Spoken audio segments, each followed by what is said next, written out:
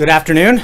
I hope you all had the opportunity to pay your respects to the brave men and women who have given their lives for our freedom yesterday on Memorial Day. I want to begin by recapping the incredible historic trip that the President and the First Lady have just concluded, because it truly was an extraordinary week for America and our people. In just 9 days, the President traveled across Europe and the Middle East and interacted with nearly 100 foreign leaders.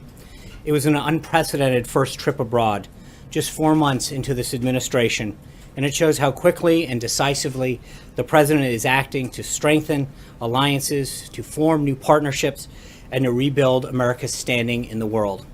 We've never seen before at this point in a presidency such sweeping reassurance of American interest and the inauguration of a foreign policy strategy designed to bring back the world from growing dangers and perpetual disasters brought on by years of failed leadership. President Trump started in Saudi Arabia, beginning his first foreign trip as president in the nation that's the custodian to the two holiest sites in the Islamic faith. The president was greeted on the tarmac by the King of Saudi Arabia and received with incredible graciousness by the kingdom and its leaders throughout his stay. The president's address to the leaders of more than 50 Arab and Muslim nations was a historic turning point that people will be talking about for many years to come.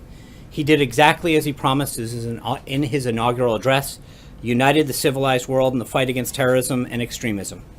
The president was very direct in calling on the leaders of the region to drive out the terrorists and the extremists from their midst and to isolate the Iranian regime that supports so much of this violence.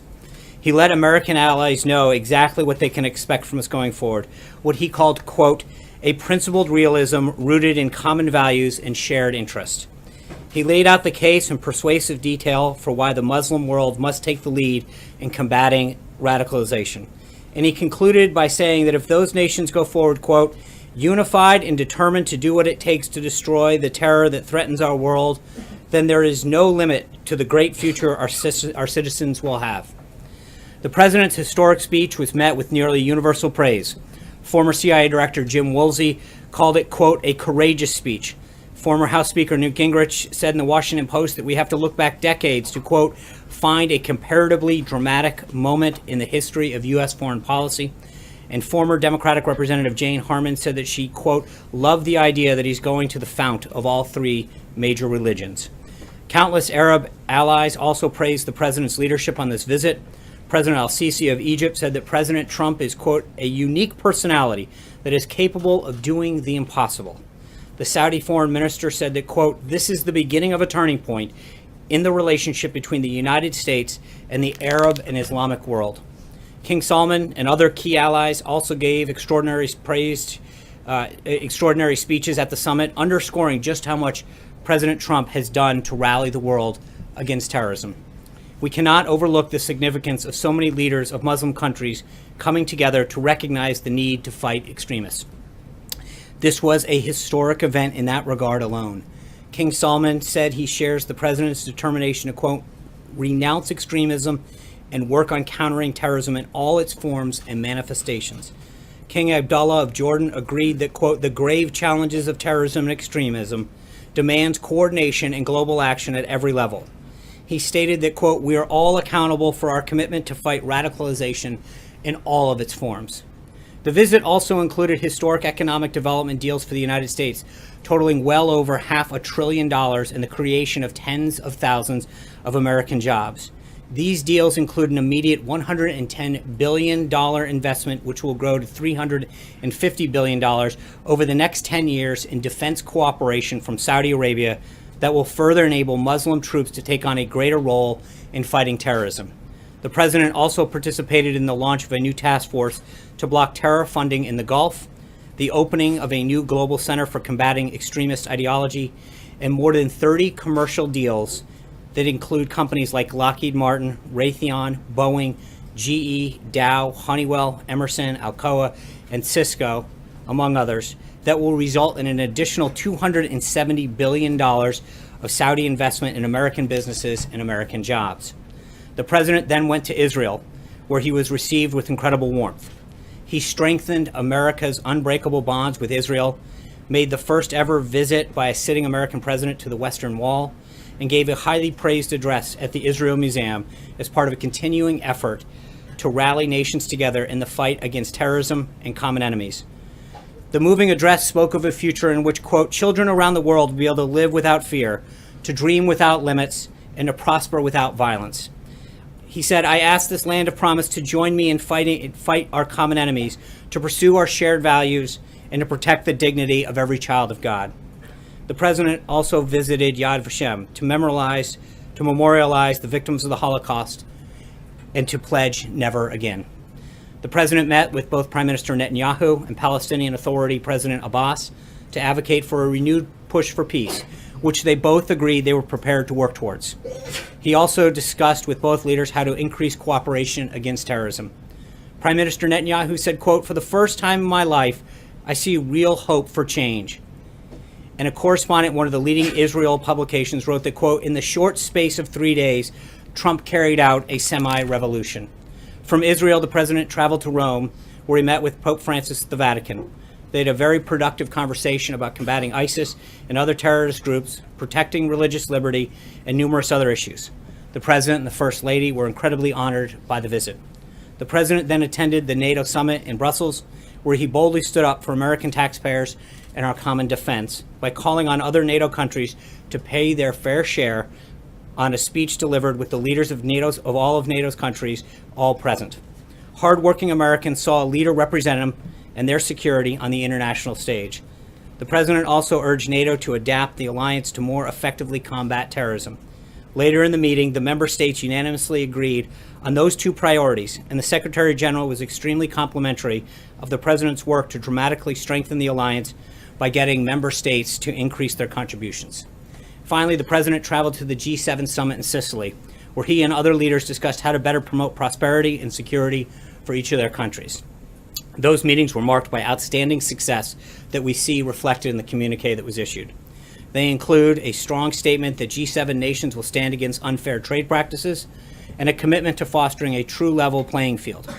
The G7 leaders also endorsed the right of sovereign nations to control their borders and endorsed in that communique the policy outlined by President Trump to seek resettlement of refugees as close as possible to their home countries so that they can be part of an eventual rebuilding.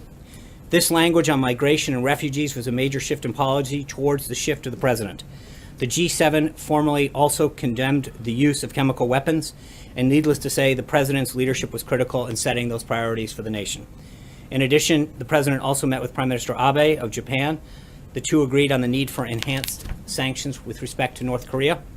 The president concluded his trip with an address to the service members and their family at Naval Station Sigonella to thank them for their service on Memorial Day weekend and to deliver another strong message about the unity in the fight against terrorism.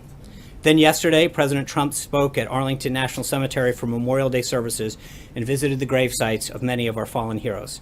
This was an extraordinarily successful and historic 9-day trip the president took. He accomplished the return of a strong America to international affairs, rallied civilized nations of the world against terrorism, took real steps towards peace in the Middle East, and renewed our alliances on the basis of both shared interest and shared burdens. The trip sets the stage for a much more safe and prosperous nation here at home and a more peaceful world for all. We're back at home now, and the president and his cabinet are moving full steam ahead on the president's agenda. As the president noted this weekend, his plan for the most significant tax reform in decades continues to progress, led by Secretary Mnuchin and NEC Director Cohn. While the president was away, the team here held several meetings with members in leadership. In particular, Secretary Mnuchin met separately with the House Ways and Means Committee, Republican and Democrat members, the Freedom Caucus, and the Republican Study Committee. The vice president also discussed tax reform with multiple members and with leadership during his regular visits to Capitol Hill. We'll begin holding industry listening sessions next week, providing an opportunity for business leaders and job creators to give us their inputs on what reforms are necessary to allow us to grow jobs and the economy. This morning, the president met with Environmental Protection Agency Administrator Pruitt. One of the topics that they discussed, of course, was the president's upcoming decision on the Paris Climate Accords. As I've told you overseas, this is the subject that the president is spending a great deal of time on, and one that he spoke to the G7 members about during their meetings. Ultimately, he wants a fair deal for the American people, and he will have an announcement coming on that shortly. Also today, the president's trade representative, Ambassador Robert Lighthizer, is having several meetings with representatives from the Vietnamese government, including the Prime Minister and the Trade Minister, ahead of tomorrow's visit between the president and the Prime Minister. U.S. Trade Representative will have readouts on those meetings available for you this afternoon. Ambassador Lighthizer will also be speaking at the Chamber of Commerce Gala this evening for the Vietnamese Prime Minister. That speech should be available via the U.S. Chamber's Facebook page. During his speech, Ambassador Lighthizer will highlight the developments of our bilateral relationships with Vietnam over the past 2 decades, while underscoring the work ahead in addressing the challenges presented by the recent sharp increase in our trade deficit with Vietnam. As the President has made abundantly clear, trade deficits and unfair trade practices have disproportionately hit American workers.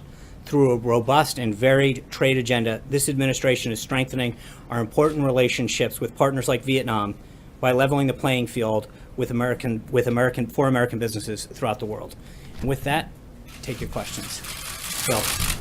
Yeah, to the issue of the Russia probe, I'm wondering, Sean, if you can tell us when the President knew, whether the President knew at the time that Jared Kushner was seeking to establish back-channel communications at the Russian embassy to the Russian government.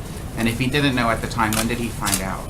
I think that assumes a lot, and I would just say that Mr. Kushner's attorney has said that Mr. Kushner has volunteered to share with Congress what he knows about these meetings, and he will do the same if he's contacted in connected with any other inquiry. Did the President discuss it, though? I'm not going to get into what the President did or did not discuss, but what your question assumes is a lot of facts that are not substantiated by anything but anonymous sources that are so far being leaked out. Does he approve of that action? You're asking if he approves of an action that is not a confirmed action. That being said, I think Secretary Kelly and General McMaster have both discussed that in general terms, back channels are an appropriate part of diplomacy. So does the White House dispute that happened? I'm not going to get into it, but your question presupposes facts that have not been confirmed. Francesca. Thank you, Sean. Did the President retweeted this morning an article about that back channel that was based on an anonymous source that said that there was an effort to set up a back channel, that it was the Russians who suggested that, and that it was to talk about Syria? Was the President not confirming that there was an effort and the facts that I just said? I think what I just said speaks for itself. But you said that first of all that the article was based on anonymous sources. Which it is. But the Fox article that the President retweeted was also based on anonymous sources. Why are those sources, or the source rather, that they used more credible than the ones in the Washington Post article? Again, I don't think there's two issues at hand. One is the statement that Jared's attorney has provided. Second is whether or not the dossier that is largely the basis of this was largely discredited in the first place. Most of the publications here refused to even publish it in the first place. So again, I'm not going to get into confirming stuff. There's an ongoing investigation. John. Gizzy. Oh, I'm sorry. Thank you, Sean. I have two questions. First, the President, for the second time in a month, retweeted his desire for the Senate to reduce the votes to pass anything to 51, which would effectively scuttle the filibuster for legislation as it has been scuttled for nominations. Is this something he discussed with Majority Leader McConnell or any of the Senate leadership before he tweeted it? I think the concerns that he's had with the pace of the Senate has been longstanding. Obviously, the use of the filibuster and the rules of the Senate are ultimately up to Senator McConnell. But I think that the frustration that he's had with the pace of some of the legislation and some of the obstructionist tactics that Democrats have employed, whether it's his cabinet nominees or other pieces of legislation, has been well documented. He wants to scrap the filibuster entirely, is what I think he wants to see action done, John. That's what the President wants. Whether it's the delays that Democrats pose to his cabinet nominees or pieces of legislation, he wants action. This President was elected to get things done, and he wants to see things move through the House and the Senate, especially when you've got a majority of support and people to stop playing games. Zeke? Second question, I did want to mention that before he left to go abroad, the President praised Philippine President Duterte for his action against drug dealers and dealing with them. Various human rights groups have condemned President Duterte, saying that a lot of the executions of drug dealers have been done without trial. Does the President stand by his words of praise for the Philippine President? I think the President recognizes the need to combat drugs. but he also believes in human rights. It's something that he's worked with several countries. It's one of the reasons that he's reviewing the Cuba policy, et cetera. He wants human rights. It's something that's very strong to him. It's something that he's discussed in private with several countries. Zeke. Tomorrow is the deadline for the Jerusalem Embassy Act, the expiration of the last Obama waiver, the 6-month waiver. Has the president made a decision whether or not to sign another waiver? No. So that decision will be made in the next 24 hours, presumably? When the president has a decision to make, we'll let you know. Secondly, we're also waiting on a few other reviews, both for the ISIS review as well as the Afghanistan review. Right. What is the status of those? You mentioned the Paris will be hearing this week. The president said, what about the other two subjects? I think on the Afghanistan review, he's still reviewing that from the Department of Defense. When we have an announcement, we'll let you know. Sarah. John, the president tweeted on Sunday that he thinks Republicans should, quote, add more dollars to health care and make it the best anywhere. What did he mean by that? Well, there's a lot of savings that are coming out of the repeal and replace effort right now. I think we're at $119 billion that we saved through the president's efforts. And I think the health care has been something that the president's been very clear on throughout his time as a candidate, through his presidency, to make sure that the American people get the care and the accessibility that they need. He understands how important health care is, and the bottom line is he's going to do whatever it takes to make sure that people have quality, accessible health care. More dollars, did he mean to the high-risk pools? Did he mean to the cost-sharing reduction payments? Where did he want to add I think them? this is the bill's in progress. Obviously, it's in the Senate right now, and he's willing to work with them to do what it takes. Olivier. John, following on one of Zeke's questions, Afghanistan's now the country's longest war. How much more American blood and treasure is the president willing to expend, and does he think it's a winnable conflict?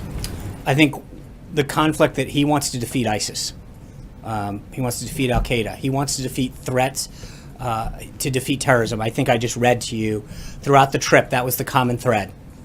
The uniting the Muslim world, talking about it with Prime Minister Netanyahu and President Abbas, talking about it even with the Pope, that wherever he went on this 9-day trip, protecting our country, protecting the world's people, was at the front of that discussion. And I think he wants to do whatever he has to do to make sure that our country is safe and our people are safe. That's why he's asked for this review. Right. Sean, let me ask you a couple, if you don't mind. First, on tax reform, the president tweeted over the weekend that it was going, quote, very well. You just used the word progress. However, Republicans on the Hill still appear to be divided. The president tweeted today that maybe they should reverse the filibuster rule. So I'm wondering what the progress is and what is it that is going very well at this point in time? I think the reception that Secretary Mnuchin and others on the staff have gotten from leadership, members of the House Ways and Means Committee, Senate Finance, et cetera, has been very welcoming, as well as in the business community. But I think obviously part of as I just mentioned to the previous question, part of the reason that he is frustrated with the Senate rules is because when there is a majority of support on key issues or key people, as the case was in the confirmation progress, he thinks it's standing in the way of progress that the American people have asked for. Let me ask you about the FBI director. Before the foreign trip, Joe Lieberman was the leading candidate identified by the president. Mr. Lieberman's out. Where does the FBI director search stand? John Pistol, is he at the White House interviewing today? Is he the leading candidate at this point? The president will be meeting with 2 additional candidates this afternoon, both Chris Wray and John Pistol.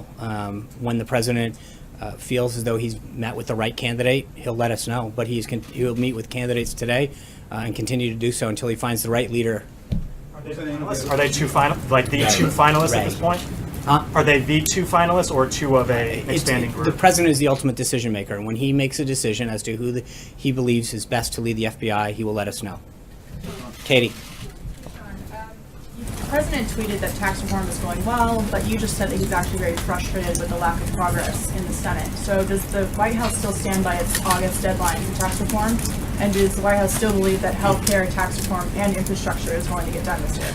So just so we're clear, there's 2 separate issues, right? One is, I think the talks that Secretary Mnuchin and other members of the staff have had and the reception that they've gotten to the president's bold tax reform proposal is extremely welcoming. I think the president in general finds it frustrating the way how the Senate operates. And again, I'm dating this back to the holdup that they had on some of these unbelievably well-qualified nominees. So we don't want to mix those 2 issues together. But I think he feels very encouraged by the reception that he's gotten to tax reform. Secretary Mnuchin, who had made the comment about August, had talked about, while that was a goal, that we'll continue to work as hard as we can to get it done. But we've got a pretty bold agenda. He's still pushing hard on healthcare. Infrastructure is a priority of his. So the president's legislative agenda is in full swing. Yeah. No. Where do you see the state of the U.S.-German relationship right now, and how important is that relationship to the White House and the president and the American public? I think the relationship that the president has had with Merkel, he would describe as fairly unbelievable. They get along very well. He has a lot of respect for her. They continue to grow the bond that they had during their talks in the G7. And he views not just Germany, but the rest of Europe as an important American ally. During his conversations at NATO and at the G7, the president reaffirmed the need to deepen and improve our transatlantic relationship. And how did he view her comments that she felt that Europe could no longer depend on the United States? Well, respectfully, that's not what she said. So since you're misquoting the chancellor, let me read what she actually said. She said, "The time when Europe could rely solely on others is somewhat in the past. And as I've witnessed over the past few days, Europe must take its fate into its own hands. This means working in friendship with the U.S., the U.K., and neighborly relations with Russia and other partners." That's great. That's what the president called for. He called for additional burden sharing. The Secretary General of NATO said that the president's calls are what's moving them in the right direction. The president is getting results, and more countries are stepping up their burden sharing. That is a good thing for them, it's a good thing for NATO, and it's a good thing for America. Scott Thuman. Yeah, Sean, has the president been meeting with lawyers specifically about defending himself in the special counsel investigation into Russia? I'm sure you've probably seen the reports that Congressman Adam Schiff likes Jared Kushner before his committee and possibly even go over his clearances. I'm not going to dignify partisan accusations of anonymous sources and alleged unsubstantiated attacks. So I'm not even going to just. About the president, whether or not he's had any meetings. If the president has a lot of meetings. If the president has a decision on anything, we'll be sure to let you know. Yeah, Brian. First, welcome back, by the way. Thanks. Two quick questions. This weekend, while you all were gone, someone shot up the Lexington Herald-Leader, and of course we understand what happened in Montana with now Congressman Gianforte. I think he has a misdemeanor charge of assault. Will this administration take a stand against violence aimed at reporters? We'll take a stance against violence against any individual. Well, and so would you, all right, second, let me follow that up with, would you support legislation? You all have been the ones that have come out screaming against fake media. Would you support legislation that would support real reporting, such as this SHIELD law I've asked you before, such as other... We have a constitution, Brian, that supports the First Amendment, which allows all Americans, and anyone in this country, frankly, the freedom of expression. We support that full. The second question. When you say that you're going to try to defeat ISIS and Al Qaeda, what are you doing to eliminate the abject poverty that is the breeding ground for the terrorists? As we've mentioned before, his national security team is putting together a holistic solution to defeating ISIS. When that strategy is complete, we'll have something for you on it. So you said that a back channel is an appropriate part of diplomacy. I didn't say that. I said that Secretary Kelly and General McMaster have both commented on that.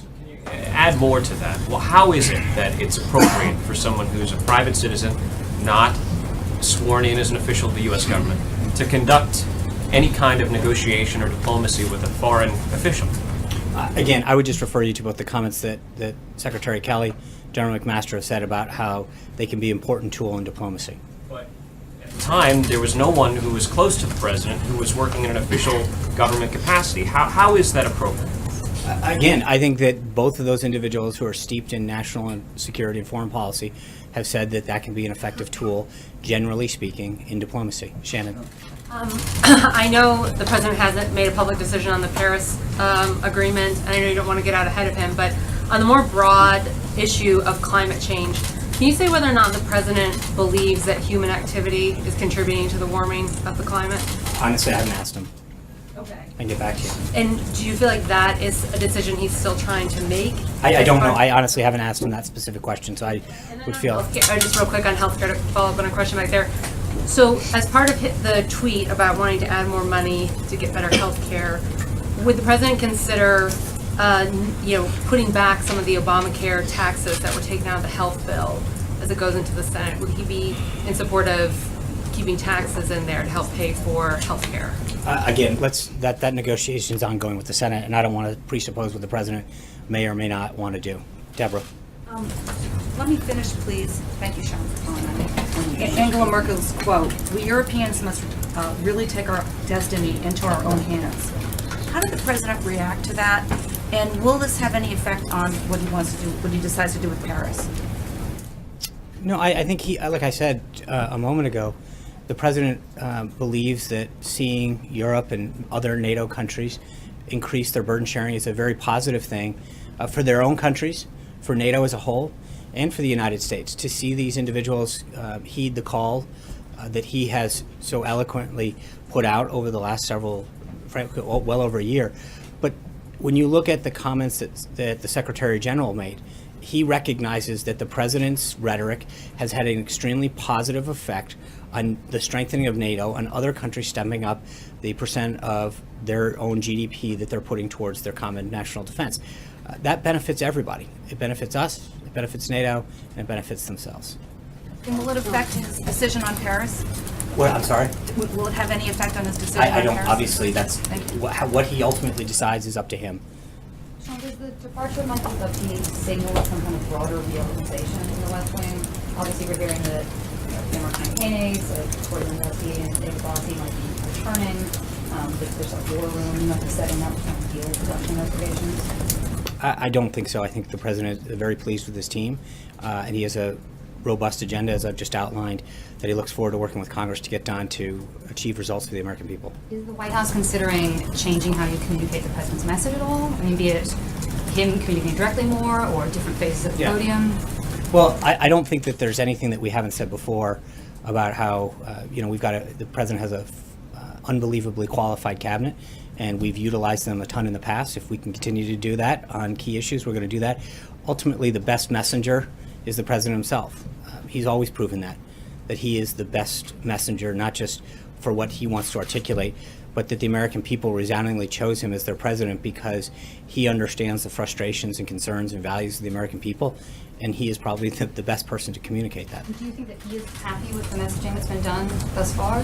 I think he's very pleased with the work of his staff. I think that he is frustrated, like I am and like so many others, to see stories come out that are patently false, to see narratives that are wrong, to see quote-unquote fake news. When you see stories get perpetrated that are absolutely false, that are not based in fact, that is troubling. And he's rightly concerned. Can you give an example of fake news, Sean? Can you give us an example? Jim, I'll give you an example. Please. Sure. Friday, the president was having a great discussion at the G7, and someone from the BBC and ultimately an incoming reporter from the New York Times retweeted that the president was being rude by disrespecting the Italian prime minister.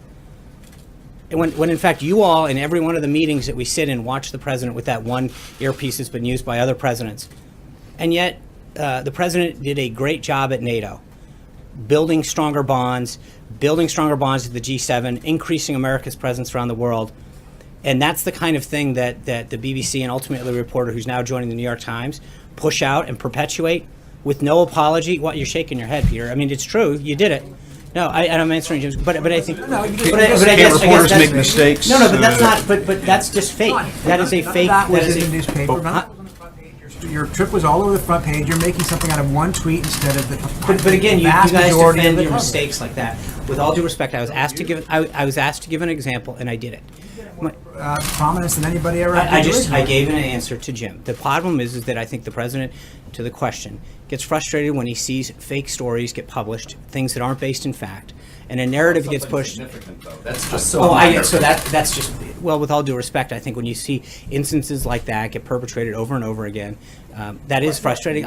I'm not here. I didn't come here with a list of things, but I think that there's well, thank you. I appreciate it. What you get to decide what's big and what's not. I think there's a lot of this stuff that has gotten pushed out based on unnamed, unaccountable sources that is very troubling. And I think when you see the same kind of thing happen over and over again, it is concerning. And I think the president has fought very hard to bring back jobs. You, as I mentioned, you had over $500 billion of investment that's coming in that's going to grow jobs, grow our economy.